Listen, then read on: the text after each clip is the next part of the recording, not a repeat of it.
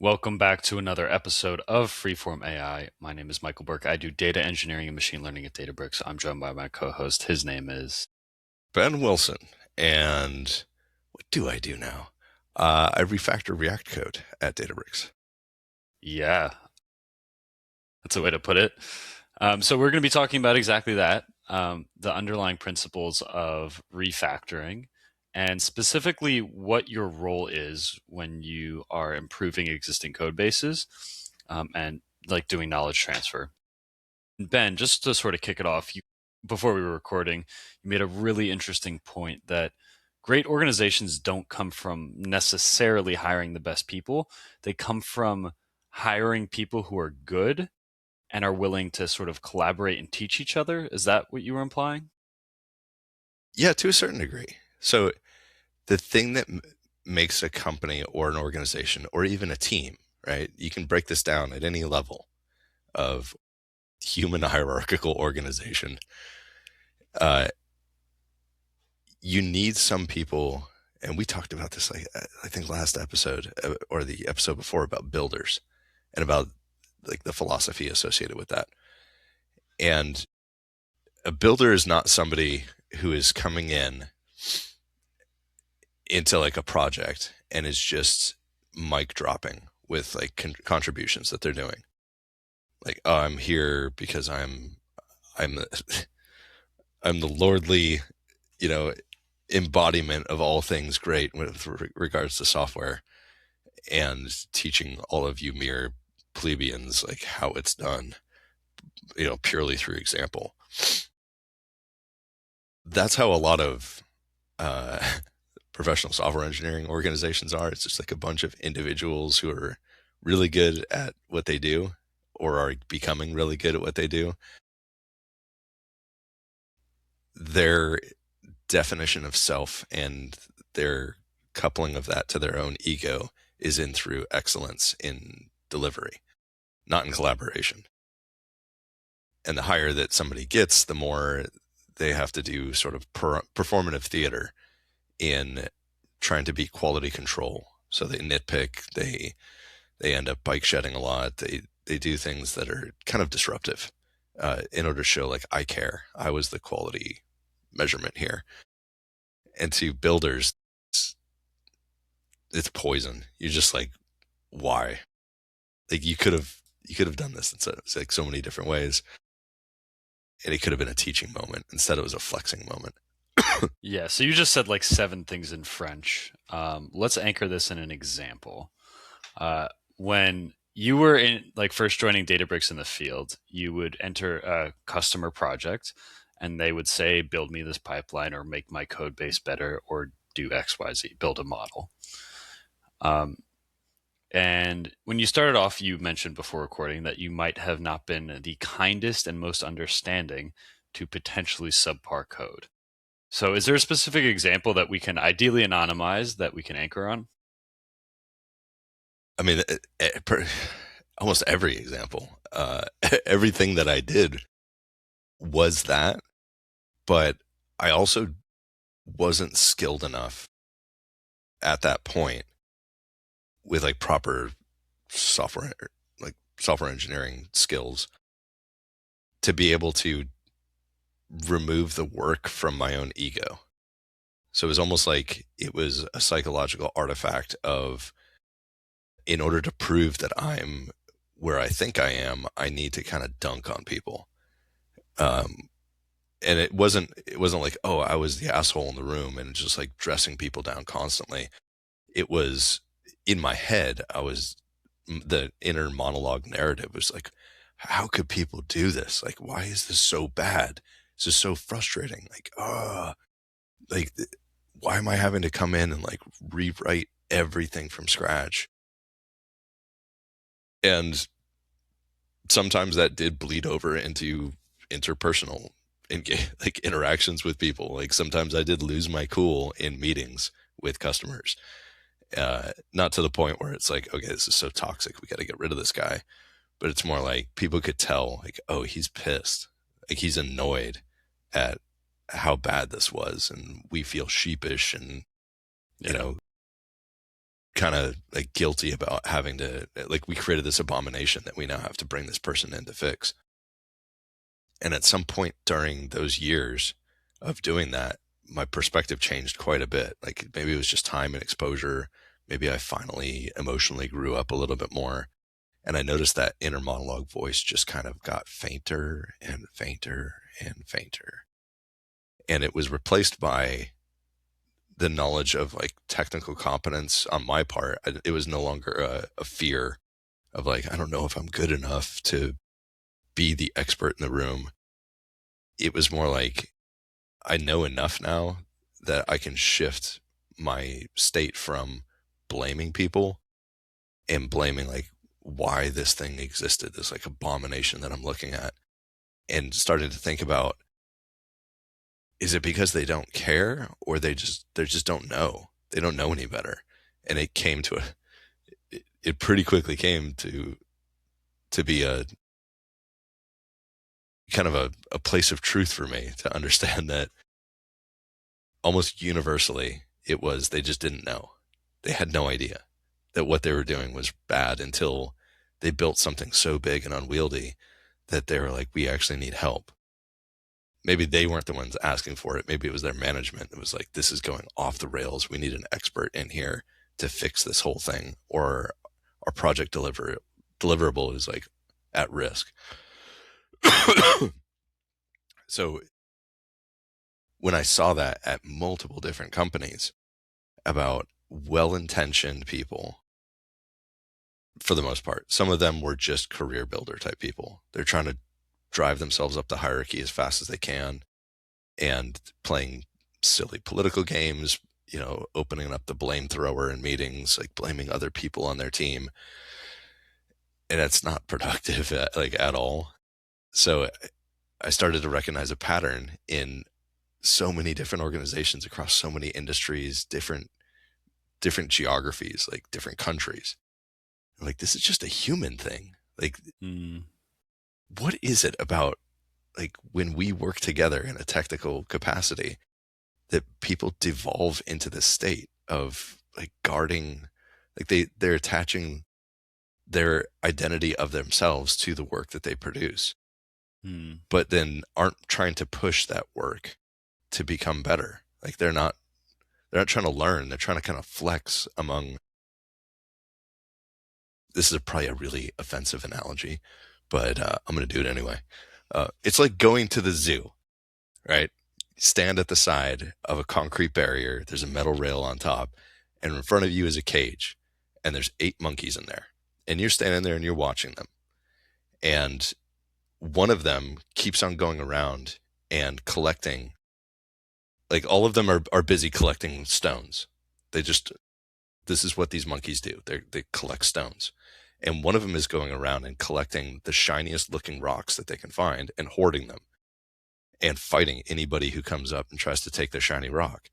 And you're standing at the edge of this and watching this and saying, why the fuck are you fighting over stones that are like covered in piss and shit and like your old food? Like, why?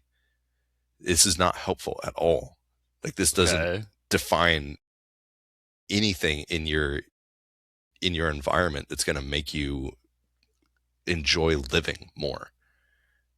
It's just conflict for conflict's sake that makes no sense. So that's kind of what it looks like when you go into a microcosm, or you can look at it that way. You're like, there's performative excellence attempting to be done. Like one person is dominant and is like the expert in the room. And it's just like this conflict that can occur. It's like, oh, this person knows 20% more than everybody else, and they're annoyed and frustrated by why everybody else isn't as good. But they're not teaching that 20% gap to these other people. They're not working with them. They're not demonstrating that they're capable of going 40% more higher than their 20% gap. They're cool just fighting over pebbles instead of being like, let's try to do something better together. And that pattern, seeing that everywhere, it reminded me of, as we were talking before we started recording, Albert Camus and his theory of the absurd. Like systems organizations, groups of humans working together, the universe in general is absurd. It's imperfect, unpredictable. It doesn't have meaning Yeah, that people okay. try to attach to it. It's not that, like, that doesn't define, or it shouldn't, in my theory or my perspective. What we want as a narrative story as humans is the happy ending, as like there is a goal that means something, that Hmm. if I devote my effort and resources to this goal, this target, things will just work out, and I'll be satiated. I'll be happy. Hmm. And the Camusian perspective is that that's lunacy, to like expect that the system is going to all of a sudden self-correct, because it is chaos. And a group of people that are working together and fighting against one another and not really trying to do the most optimal thing in the sphere of influence and control that they have control over is pure absurdity. I think we're jumping ahead a bit. Let's roll it back. So, in your customer engagements, and you said throughout many companies, you noticed that there's this hoarding of knowledge, like characteristic in teams. Mhm. Um, what was the inflection point for you where you realized that this is not something that you wanted to perpetuate?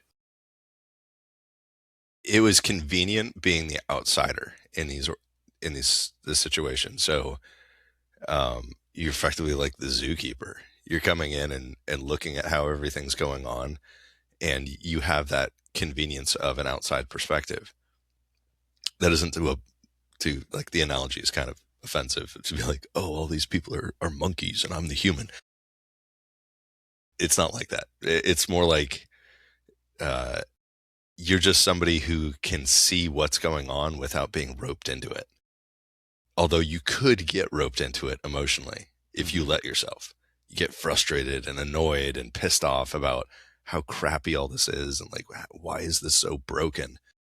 But you can also just sit back and observe and find, like, what are the ways that I could potentially make all of these people better at this task that they're doing? Hmm. How can I help them, but also teach them in a way that'll reach them so that Okay. they can understand why it was bad what they did without blame? You're not saying you suck as a human. It's more like, this implementation is not ideal for these following reasons. Let's show you why. And then I'm going to show you how to correct it. And then we're going to write a little document together that's like the future rule book for you when you come up against this problem again. Cool. And if you approach it that way, people are like, hang on, I'm learning something right now that's actually useful that I'm going to use like next week. And I don't feel like an idiot.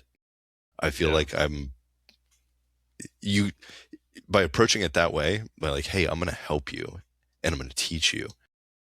You don't have to say that. And you should never say that. You just execute that.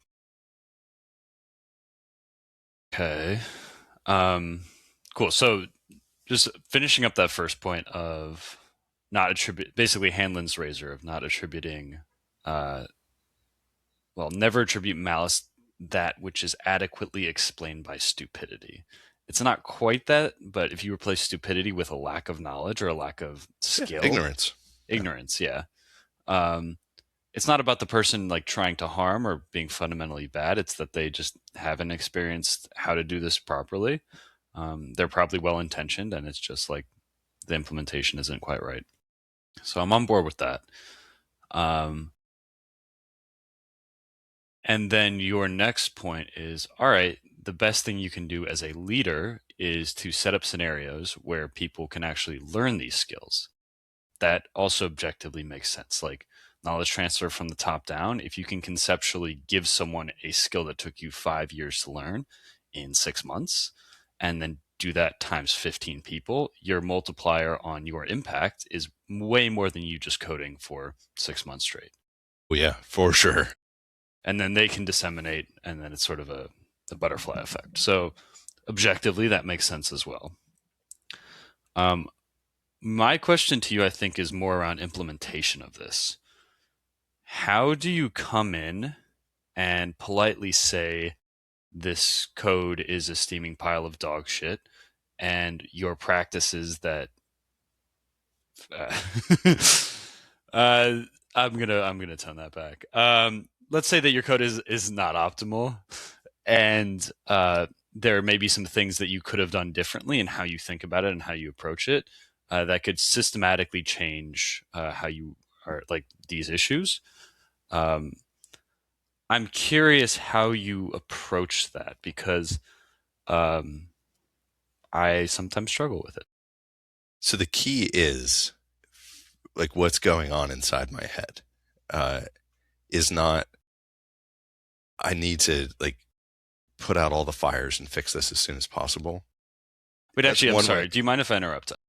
Why do you want to do this? Like, is it like, and at a deeper level, like, is it about force multiplier on your impact? Is it about doing the right thing? Is it about you like mentoring? Is it that like, what's the impetus behind all this? Is it that you want this project to succeed so much, so you need the people to be as skilled as possible? Like, why?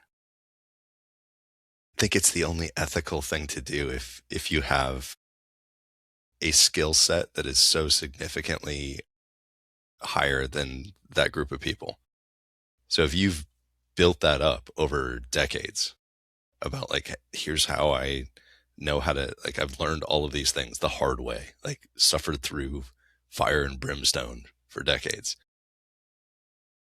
You can, it's more like a legacy effect. You can be like, I can help all of these people who really want to, like, everybody wants meaning in their life. They want to feel like they've done Mm-hmm. something worth something. And not to not to break the illusion for anybody here, but a project does not define you as a human. A career of projects that were built with people that enjoyed working on solving real problems, that can define a career and, you know, an approach to how you provided meaning in an otherwise chaotic world. Uh, but attaching your definition of self and like who you are fundamentally as a conscious being to a particular like body of work that you're trying to do, I think that's like sort of empty and hollow. And I think most people who are in a tech world long enough, they come to that realization.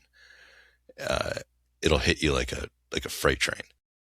You'll start to be like, okay, I really value like you're like intellectually, everybody's going, and emotionally, people are going to be valuing your first 10 projects that you work on because it's exciting, it's new, you did something hard, you shipped it, and you'll remember it. It's exciting. Along about at feature number 250 or 500, you just it you won't even remember them. It won't even enter long-term memory because it's just something that you've done so many times that it becomes almost boring. So how can you define meaning for yourself in that once you've hit a level of mastery? It's not in cranking out code Mm. or solving business problems because they become repetitive. What can give meaning is, did I help people? It's Did I almost do something to make other people's lives fundamentally better? Not just for their career, or that could be it, but can you impart some series of values in these people so that they can actually approach things in a way that's not going to burn them out, that's going to make them feel like they're doing something and they're getting better and they're feeling more fulfilled. got it. That's kind of the perspective that I have. Like it's like mentorship, right? It's like, how do you instill that in other people? So this inflection point came after like feature 250, where you're like, I could keep doing this forever, but it's getting repetitive. And so you turn to meta work almost, where you try to get people, like your work now becomes getting people and systems to be better because that's now more interesting and challenging. Not systems. Can't ever fix a system, man. Ever. Yeah. All right. Let's postpone that. But okay, just people. How do you be effectively a role model for people? And role models come in different ways, right? You can be a person who's just so technically immaculate. Like you crush the hardest problems. You're somebody who is like the go-to person for excellence in delivering a solution to something. You can be that. Um, Great. Like people just kind of look at somebody like that and they're like, wow, that person's really talented. If you are that person and you're an asshole, like you're egotistical, you're flexing on people, people are afraid of you. Some people love that. Like they love that experience. It's pure ego driven, Yeah. you know, technical work. I don't think those people are happy on their deathbed, Hot damn. like at all. Okay. And there's many instances of people late in life who operated like that in a profession who are like truly unhappy Mm. individuals. They realize they squandered their time on this planet. And it's sad. It's like it's terrible when you think about it. But if you're that person or you're adjacent to that technical level of mastery and you're super nice to people and you're welcoming and you draw people in, you're like, "Hey, I noticed that you had some questions or you wanted to know a little bit more about this. I'm going to make an hour of time to walk you through and answer any questions you have about this. I'll even tell you how I thought about how to do this and why I did that and why I didn't do these other things." If you're that sort of person, people look at you as, man, like Michael's like so cool and like I'm learning so much from him and he's just like a nice guy.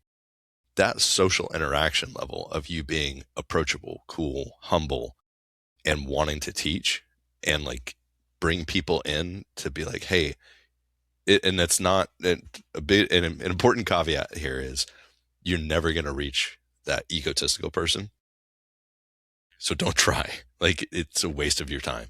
If you're somebody who wants to be inclusive of people, you're going to find toxic people everywhere. You're going to find the the ladder climbers, the people that are just they're in it for themselves. They don't care about their community. They don't care about anybody else but themselves.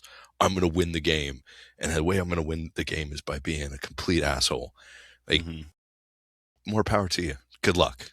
I hope that the final 2 decades of your life you achieve enlightenment and you stop being such a bitter person. Mm. But the people who are open to listening and who actually they'll develop almost like a hero complex at first, where they'll be like, "Oh my god, like this person's so amazing." The important thing to do there is to like drop that stupid curtain that they just built in their mind and let them know like you're human. You're empathetic and you're maybe skilled in their eyes, but you are also capable of making mistakes and you don't see yourself as anything but, hey, I'm trying to do the best thing that I can based on what I like the continued knowledge accumulation that I'm doing. Let me teach you some tips. Mm. People love that. Like who doesn't love that when somebody's like really like far more skilled than you who's actually taking the time to sit down with you and say like here's some things that I've learned that might help you out. Either take them or leave them, it's fine, but at least here's a perspective that you can evaluate within your own head about whether that's a route that you want to go. Mm. All right. Um, And the real key when you're talking about like what we were alluding to before was like a project that you get. It's in like a really bad state, not the best decisions were made in and people are approached it from a position of ignorance. Well intentioned, want to get it out, but when you look at how it was done, you're just like you could rage against the world and you could feel like just pure unbridled anger at the fact that this even exists and that you were asked to come in and work on it to make it better. Or you could look at it from and that's there's two ways that can go. Um, Actually, there's three ways that can go. Um, the first way is looking at it and emotionally telling yourself, this means nothing. I'll do the work, but I don't care. Like, this is so stupid. And it's a dumpster fire. That's one way. Not healthy. The second way is I can convince myself that this is meaningful, and I'm going to pour my emotional availability into this. I'm going to rage against the state of this project, and I'm going to make this succeed. Like, I will become the hero here. That's another way, also not healthy. And the other one, which is kind of like the Callusian way of seeing it, is this is absolutely bonkers, batshit insane. This is absurd. Like, the fact that I'm here in this position right now, but I'm going to bring all the craft that I have to bring to the table. I'm going to bring all my skill, all of my effort. I'm also going to bring a bunch of humility, a bunch of integrity, and some pretty good fucking jokes along the way. And we're going to do this together. Mm-hmm. That's Callusian. That's the revolution against the absurd. You can control how you perceive this situation, and you can dedicate yourself to craft and doing shit the right way, and making people who are suffering through this with you also have a really good time and learn a bunch of stuff. Learn together. You're going to learn from them. They're going to learn from you. And that's that philosophy in a nutshell. That is the myth of Sisyphus. It's like he's pushing the boulder up the hill, not because he's being whipped and told to do it every day. He's doing it every single day because he's revolting against the absurd. The whole concept of that is absurd. Like, why are you being forced to do this? Or why do you just choose to do this every day? Because I can. And it's the only way that I can reject the absurdity is do this as well as I can every single day. Yeah. So do you want to, for those that might not know their Greek mythology that well, who is Sisyphus? Homeboy who pushes a rock up a hill every day, falls back down, and he has to go and do it again. And why does he do this stupid task? He has been compelled to do so. Mm. And what's the moral learning from this? That was written from an allegory of the Stoics, of like, your dedication to craft is what defines you as a conscious being. Whereas Camus in the mid 20th century took it a little bit, like took the Stoic philosophy and existentialism, kind of blended them together and wrote some treatises on his perspective, which is those earlier philosophers were still wedded to the idea that there is some end game in the system, like that something makes sense of it. Like, so long as you are, pursuing excellence and a moral life and bonded to community, that's like the Stoic way of like, denounce ego. There is no ego. There is only craft. And that brings you fulfillment within the confines of a system. Camus is more like, the system is fucking nuts. You cannot understand it. It is just so absurd. Mm-hmm. So don't worry about it. Let it be absurd. Let it do what it's going to do. You can't fix it. And you shouldn't even try to fix it. You shouldn't even care. What you should care is, I'm going to do the best that I can and see if I can help out other people do the best that they can as well in this pure chaotic system that we all live in. I feel like that's a tough place to get to until you reach a technical like pinnacle where you feel confident. I can see how that would be necessary, or not necessary, but like helpful, for lack of a better word. From like a tech perspective, sure, like you need some amount of mastery over it. You don't need to be the master, of course, but it's the classic thing is like, all right, if we're talking about money and you can denounce owning a Ferrari, it's a lot easier to have had a Ferrari and denounce it than like not have any money and know that you wouldn't want it even if it was presented to you. Same I would concept. agree with that to a certain degree, but the premise isn't when you're revolting against absurdity that you are the master who is solving problems and you're also teaching other people. This same philosophy can apply to somebody who's in a learning phase, who is feeling frustrated and pressured and wondering like, Yeah. how am I going to be perceived? If that's your goal is perception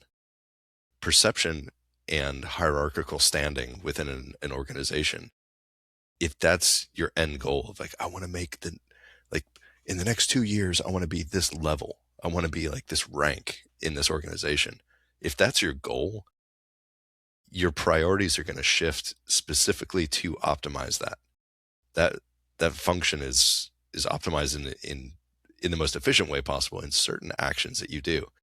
It's like you being perceived as the biggest part of certain projects, you having your name stamped on it, you being the one doing the presentations. But if you approach it from a different way of like, this is a learning process for me. I'm going to make some mistakes. I'm going to learn from them and I'm going to get better for the next thing that I work on.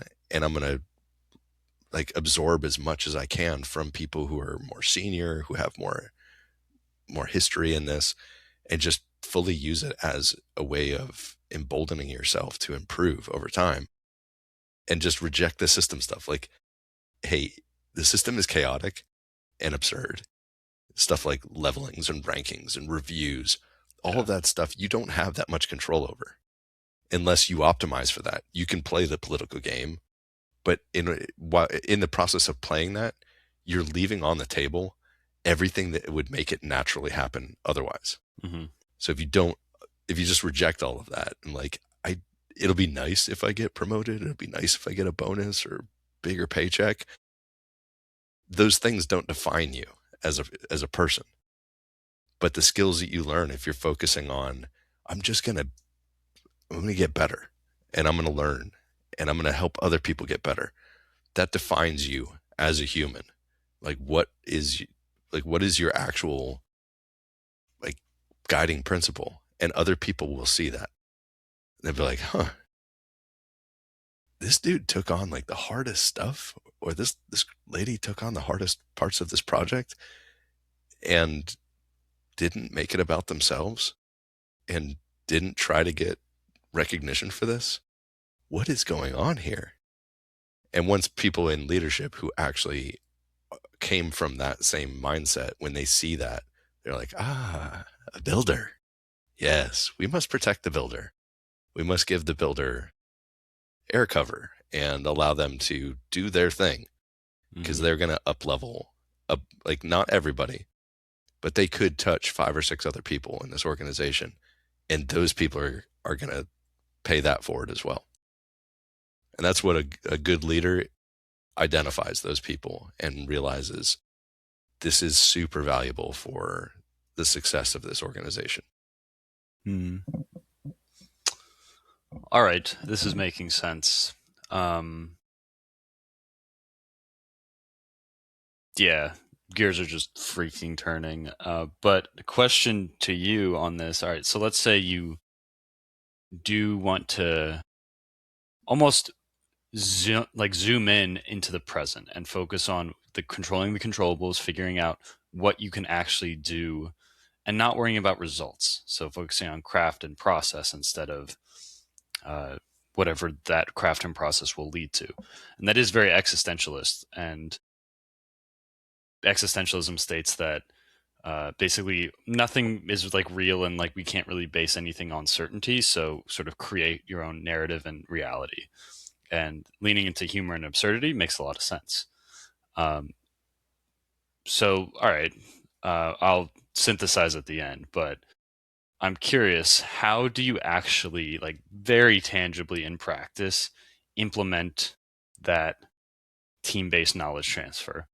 Like, I can come in with like 3 knock-knock jokes and some humor, but like, what is actually the strategy that you've used that has been really successful? You don't ever call out what you're doing. Then it doesn't work. People are like, oh, this person's trying to like control me. And you don't want to do that either. Like, I don't want to do that. what my motivation is I see things that could be better that I have control over, and I'm just gonna fix them. Like, and I'm gonna work hard at fixing them because it's the right thing to do, and it is probably gonna save people a lot of headache in the future. And uh, you don't need to advertise that you're doing that. Your work advertises that. People will just see it and they'll be like, "Whoa, you just did all this? Why?" Like, because it needed to get done, and Okay, I lead knew by how to do it. example. But you also mentioned that you would like have a quick call with someone and explain stuff. Yeah, Like, and that's a one-way direction thing only. I'm not gonna like file one of the PRs that I file and then be like, "Hey, Michael, let's jump on a call real quick. I need to tell you like what I just did." No, that feels weird, and you'd probably be like, "I'm good, man." Or who knows? Maybe you'd be like, "Okay," but I'd be it, like, okay. but you have to understand like how each person that you might be interacting with on a larger team, what's what's the most natural way for you to show your work ethic and what your capabilities are that can help them in what they do, and it'll happen organically. People will start being like, "Hey, can I book some time on your calendar? I want to like run some ideas by you." But if you approach it from the ego perspective, like I'm dunking on this and I'm going to make a bunch of comments about how dumb this was, and here's how great my implementation is. You do that, no one will contact you. Hmm. They'll be talking about you behind closed doors though. They're like, "Man, Ben is an asshole." But if you're just humble and cool about it, because I don't think I'm God's gift to anything. The only thing I've got going on is I'm super stubborn about technical problems. So I will continue learning because I Hmm. like learning. It's just I like exploring the limits of my capabilities and then trying to push them just a little bit further. Um, so you approach it from like a perspective of true humility of like I'm just trying to help. That's all I'm doing. So you're People will love that. to like distill it down into two words. You try to be excellent, and you also try to be approachable And funny. and funny. You got to be funny. Yeah. That's the social contract, right? If you're cracking jokes and not performative jokes, don't not Hmm. things to be edgy or I've actually been been in team meetings at previous companies where like every meeting started with a manager telling a joke and it was pure cringe. Like it made me feel so uncomfortable. Not just because the jokes were bad, they were, Wait, but like it it's was a like, scheduled time to tell a yeah, joke? Oh, yeah, and cool, it cool, was cool, it was cool, cool, bad, cool. like really bad. But like as delivering something in in kind of an environment where a bunch of people are working on something, uh, the more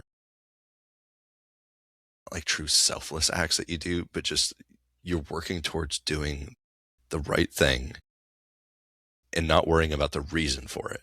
The reason for it is doing the right thing. Doesn't matter what you're doing.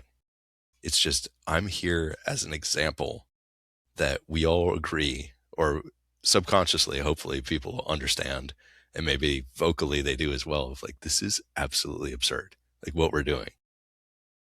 So why is Michael just like cranking out these things in the background and being super helpful?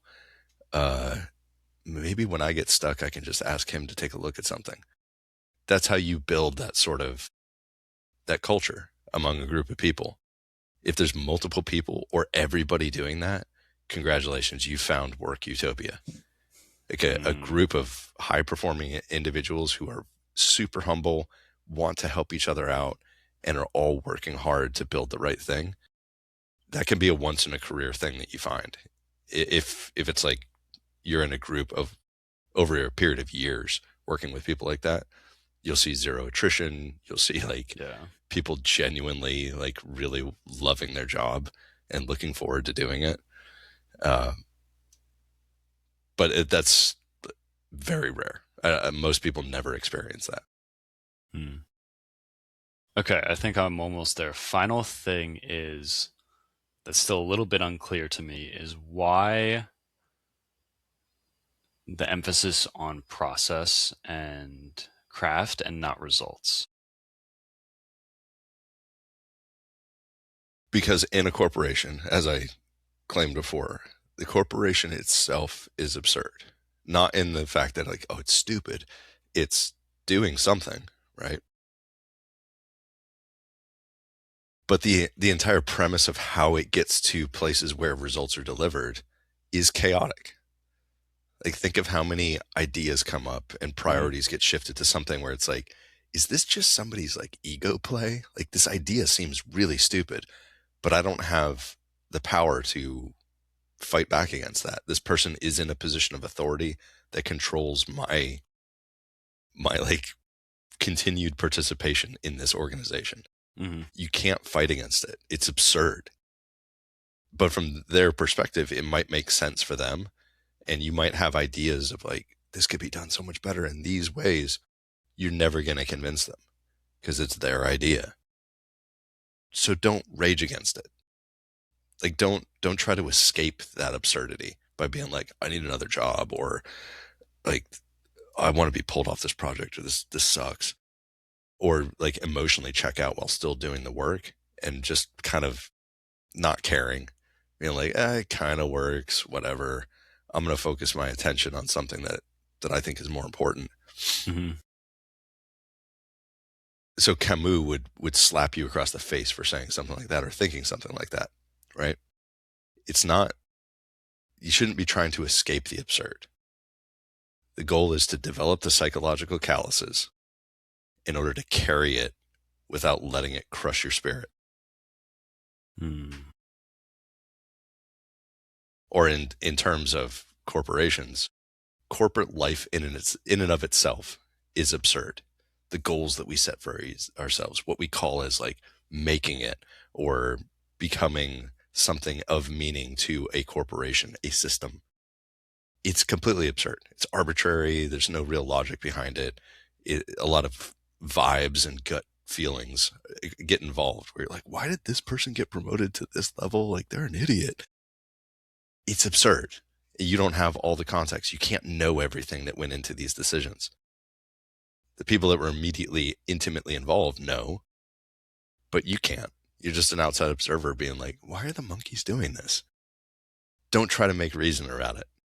You know, what you can do is rebel against the absurdity by doing the best job that you can, doing that good work anyway, and laughing while you do it. Find it absurd, laugh at the absurdity, but you can control your own narrative, and you should. I mean, okay, that makes It'll a make lot you of happier. I can promise you yeah. that mental state, you will find joy in stupid things. Like, oh, I got to refactor 150,000 lines of AI slop into something that like actually works. How do you want to play that? Do you want to get frustrated and pissed off and have your work suffer and have you suffer for it? Or do you want to be like, this is amazing how insane this is? I'm going to just start hammering away at this with my buddies and we're going Yeah. to make something that'll work. And then we'll move on together to the next thing and see what other chaos we can tame. Yeah, I think one thing that's been really helpful for me to realize is that there will always be more work. Like the checklist never actually is complete as Yes. long as you're in a professional environment. Yep. Like, so So why not try to enjoy it and learn? seems obvious when you say it like that. It's not Um, obvious though, because the structures of reality that we've constructed for ourselves, our sense of self, our sense of goals, are so warped from what actually makes us happy. If you're given a crappy project and like told to like fix it, if you're trying to optimize for promotion, you're thinking like, how important is this? If I get my name slapped on this, is this like going to make something good for me? Nobody cares, man. That's like inside your own head. Nobody cares. But if you attack that project like it's the most important thing you've ever done because you care about the craft and about doing it as best you can, people would be like, why did Michael spend so much time, not so much time, but like so much effort Mm-hmm. in making this as good as it is? And it's such a stupid thing. Like, why is he like this? And they start thinking and like recognizing a pattern. They're like, this dude is different and we need to protect this guy. That's how a corporation, how a chaotic system will respond to somebody who does that. And if you're like, I don't want recognition, I don't care, I care about the craft. If that's truly what motivates you, you can make that what motivates you. And if Yeah. you do that, then people are like, okay, he's not doing this for promotion. He's not doing this. Why is he doing this? You will break people's brains who are locked in that like reward system that is purely ephemeral and means nothing. Yeah, it's interesting. There are different components of my job where I 1000% do that in certain areas, and then I 1000% don't do that in other areas. And like reflecting as we're talking, I see what you're saying. Like the opinions of that work and how people like talk about it are very different. Yeah. So what happens if you do that for everything? What Yeah. do you think will happen? Yeah, well said. I mean, don't think about what the absurdist system is going to react to Mhm. it. Don't care about that. Yeah. How are you going to feel about it? Control the controllables and focus on the craft. Yeah. Yeah. And how is that going to make you feel at the end of the day? At the end of the work week, you'll probably be like, I did some cool shit this week. Mm-hmm. Even if Yeah. in your previous mental state, you'd be like, man, I wasted 3 days on this stupid thing. It's all about perspective, man. My God, you need then so much focus on like self-validation instead of external validation, and that requires so much confidence and I don't know, like something like it could be selfishness, it could be whatever, but like that's such a fundamentally hard thing for humans to get their mind around. Yeah, but once you realize that that construct that you're making in your head of your own self is not real, you made it, you manufactured it. Yeah. It does not align with the rest of reality. It's just inside your own head. Yeah. And if you can tell your head, like, dude, just shut up. Focus on like what I can do, what I can control, and then see how you change over years. You'll hit a point at some point and be like, holy crap, that clown was right.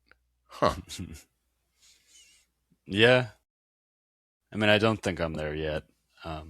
No, it takes years and Yeah. years, but you can start that process early on in your career, Mm-hmm. like mid-career, and start being like, what would happen if I tried to do this? Mm-hmm. And then see where you are 10 years later. You could be like, this fundamentally changed how I approach everything. And I'm just fundamentally more happy. I'm more content with where I am in this absurd universe. Yeah, I am very excited. I'm going to Oaxaca tomorrow, and I'm closing my freaking laptop for 7 straight days. Good. So I'll think about this stuff. But yeah, it's an interesting. It's interesting, like how so much psychology is tied up to, like, obviously into career, especially in like American and Western worlds, where so much of value is placed on money and like resume. So separating that out is not always easy for a lot of people. And the thing is, the crazy thing is, if you're known as a builder who approaches things from this psychological perspective of like, I'm just going to learn how to do the best thing I can do because Mm-hmm. that's what brings me joy, and like helping people out around, you'll never have to apply for a job again. They will find you. Yeah. And then it's up to you to be like, I checked your system and not for me. Yeah. Best of luck. But every once in a while you'll hit a team, like a group of people that you're like, these are my people. Yeah. I saw like 3 or 4 people that I talked to that are like, see the world the way I do. And once you find that, you'll feel like you've come home.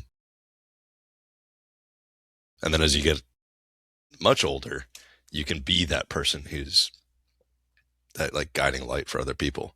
Mm-hmm. Ultra humble, somewhat skilled, collaborative.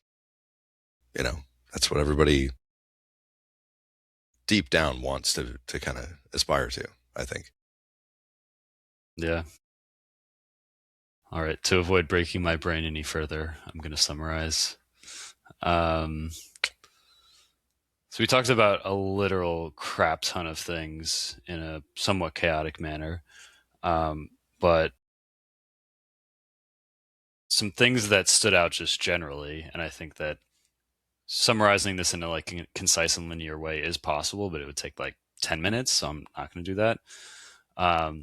But some general points that stood out to me: your best force multiplier as a teammate and as a leader is knowledge. Because knowledge creates the butterfly effect, and it allows processes and information to scale beyond just you. So that's a really valuable insight. The way that you can do knowledge transfer very effectively is simply act as a role model. And specifically, Ben tries to lead with excellence, be approachable, and act with levity and humor. One way that you can stay cool, calm, and collected in a lot of these potentially chaotic and absurd situations is lean into the absurdity and bring humor, control the controllables, and control how you are approaching each of these potentially crazy scenarios, because you can't control what the result of these scenarios are going to be, and you can't really control a lot of even the output of what your work is going to be, but you can control how you do the work. And then one final caveat: you won't reach everyone, so just try to be pure and try to control the controllables. Mm-hmm. Anything else? Just revolt against the absurd. Yeah. Don't give up. Yeah, well said. All right, until next time, it's been Michael Burke and my co-host, Ben Wilson. and have a good day, everyone. We'll catch you next time.